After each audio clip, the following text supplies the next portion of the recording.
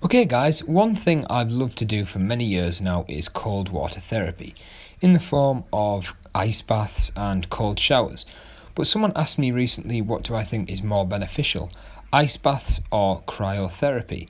And whenever I have a question regarding cold water therapy, I go to the man himself, the Iceman Wim Hoff, for the answer. And on the Joe Rogan podcast, Wim Hoff got asked this exact question: what does he believe is more beneficial, cryotherapy or ice water baths or just cold baths? And here's what he had to say. I'll put the full video in the description box down below.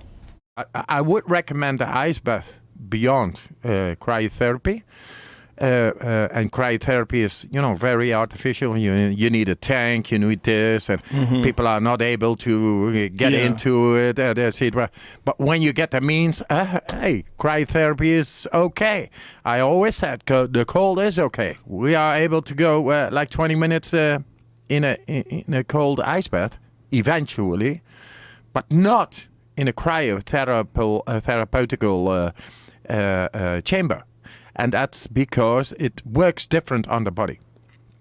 And it works on the marrow. It gets deeper inside. It's dry. And, water gets 25 times faster into the body. It's a different force. Okay, so there you have it. Wim Hof is in favour of cold water baths, as they may actually have more benefit to us, and they are, of course, much, much cheaper and more accessible. A study in 2018 agreed with Wim Hof's opinion. Basically, it put cryotherapy up to the test against cold water immersion, basically ice baths, as a recovery intervention following a marathon.